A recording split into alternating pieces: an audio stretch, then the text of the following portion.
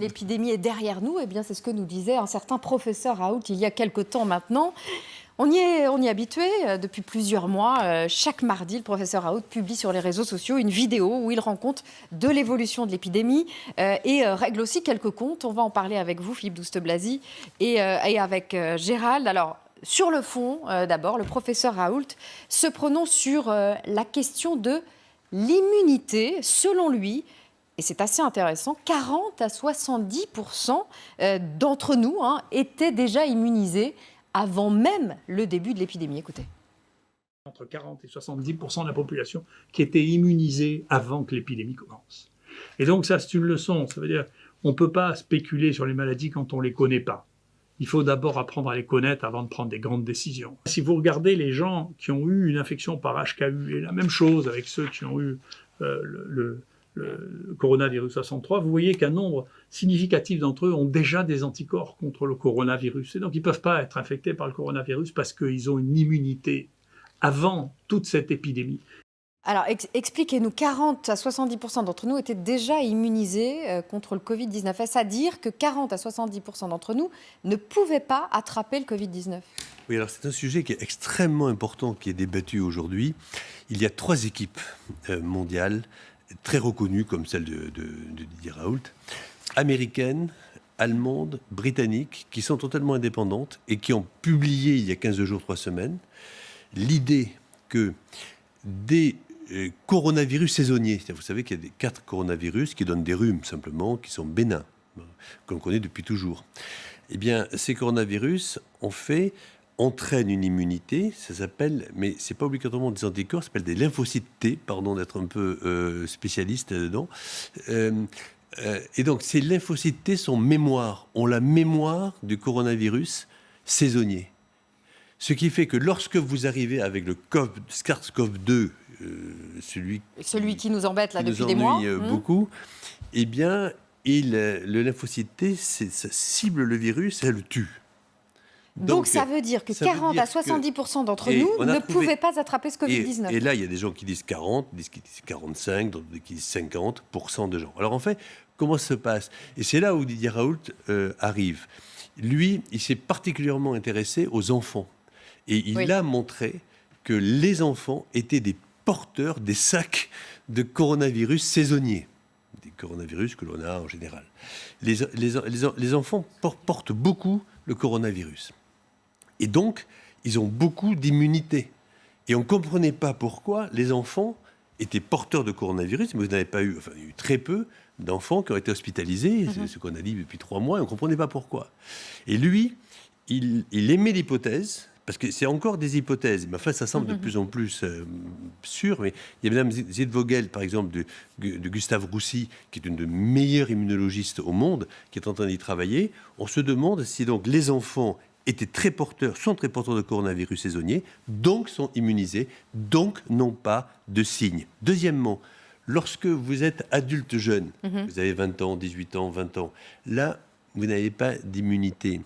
Par contre, dès que vous êtes parent, vous avez des enfants qui reviennent à la maison, qui vous transmettent le coronavirus saisonnier, et vous êtes en pleine forme, vous avez 35 ans, 40 ans, 45 ans, et donc, vous fabriquez des lymphocytes T, et quand vous passez à côté du SARS-CoV-2, vous êtes immunisé, vous ne l'attrapez pas. À l'inverse, j'ai fini, mais vous m'invitez pour parler de médecine, donc j'en parle.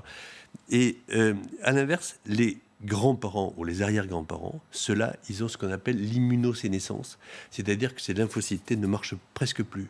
Et donc, lorsque les petits-enfants ou les arrière-petits-enfants arrivent, voir les grands-parents ou les arrière-grands-parents, ils transmettent le coronavirus.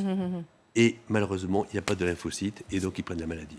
Gérald ? Oui, c'est une forme d'immunité croisée. Ça pourrait expliquer aussi pourquoi dans le Diamond Princess, par exemple, pourquoi dans le Charles de Gaulle, Exactement. pourquoi dans des clusters, il y a une espèce de taquet. On a l'impression que 100% de la population qui est confinée, qui est dans les mêmes conditions, il y en a qui l'attrapent et d'autres qui ne l'attrapent pas. Et on est à peu près dans ces chiffres-là, 40 à 70% qui l'attrapent versus des gens qui ne l'attrapent pas, comme s'il y avait une espèce de plafond, de taquet immunitaire qui fait que forcément, comme ils sont protégés, ils ont beau être exposés, ils ne l'attrapent pas. Ça a été assez bien vu sans qu'on comprenne pourquoi, sur les bateaux. Hein. C'était un modèle expérimental. Il faut savoir enfin que les lymphocytes, ce n'est pas des anticorps neutralisants. Hein, donc, c'est encore plus compliqué. Mais enfin, bon, vous êtes immunisé, il y a une immunité.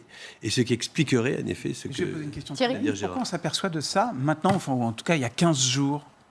Ah ben c'est parce qu'on ne connaît rien de cette maladie. C'est-à-dire que cette maladie, elle n'existait pas il y a encore 3 mois. Entre le mois de novembre, où il y a eu les premiers cas, et maintenant on n'a pas pu distinguer le fait qu'il y ait des gens qui aient ces fameux lymphocytes T. Non, parce que si vous voulez, ce sont des choses, c'est déjà extrêmement rapide. Par exemple, Didier Raoult est le seul au monde à avoir eu l'idée de prendre 200 sérums d'enfants entre le 15 mars et le 24 ou 25 mars, en disant je prends ces sérums d'enfants, on va voir ce qu'on en fait après. En tout cas, ces enfants, soit ils ont tous les signes du Covid, mais je ne trouve pas de virus chez eux, ou alors ils vivent avec des parents qui ont le Covid et ils n'ont toujours rien.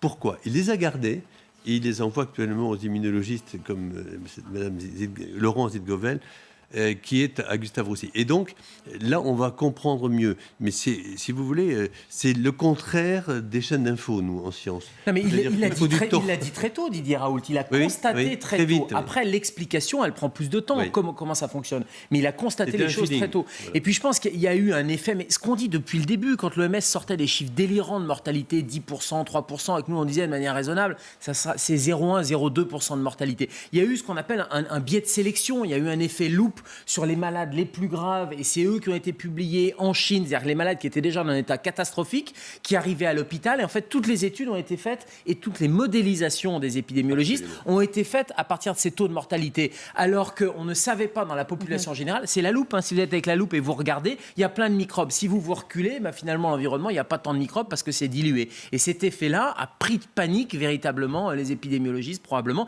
et puis derrière cet effet d'emballement mondial. Hein. C'est facile de réécrire l'histoire, mais si on avait su plus tôt que 40 à 70% d'entre nous étaient oui. immunisés, il aurait finalement fallu seulement isoler, confiner finalement les personnes âgées. Et... C'est exactement, c'est ça qui est intéressant de regarder maintenant avec un petit peu un rétroviseur.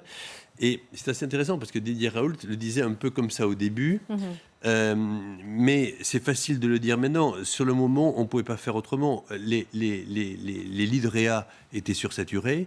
Il fallait bien, à un moment donné, confiner. Comme on n'avait pas fait les tests massifs comme en Allemagne ou en Autriche, il fallait confiner. Donc on ne pouvait pas faire autrement. Mais malheureusement, ce confinement est arrivé tellement obligatoirement qu'il devait être strict. Et comme il a été strict, ça peut faire une catastrophe économique après. Et sur les enfants, vous en parliez, Philippe Douste-Blazy, le professeur Raoult s'exprime effectivement. Il prend l'exemple des enfants pour expliquer pourquoi ils sont moins touchés. Il dit à peu près la même chose que vous écoutez. Ce sont les enfants qui font les coronavirus épidémiques. Tous les ans. Ça représente un nombre incroyable. Il est vraisemblable que tous les enfants qui vivent en collectivité font au moins une fois par an une infection à coronavirus. Et donc, cette infection à coronavirus, jusqu'à présent, on considérait qu'elle n'avait pas grand-chose à voir avec le coronavirus chinois. Mais c'est pas vrai. Voilà, donc Philippe Douste-Blazy nous l'expliquait. Gérald, c'est aussi l'explication du faible taux de contamination par les enfants. Chez les enfants. Et le constat, encore une fois, que les enfants n'étaient pas porteurs du virus. Donc c'était à l'inverse, par exemple, du modèle de la grippe. Or, tous les modèles se sont basés sur c'est la grippe. Voilà pourquoi on a fermé la grippe. C'est les enfants qui sont transmetteurs, qui sont porteurs. Donc on ferme les écoles. En fait, toutes les décisions politiques qui ont été prises, politiques de santé publique, ont été prises suite à des modèles qui n'étaient pas les bons. Des modèles de mortalité, des modèles de portage, des modèles épidémiologiques sur quelle est la population la plus à risque, etc. Et puis, mais voilà, encore une fois, c'est toujours facile a posteriori. Bien sûr. Sauf que même a priori, il y avait quand même des éléments qui auraient peut-être été intéressants à prendre en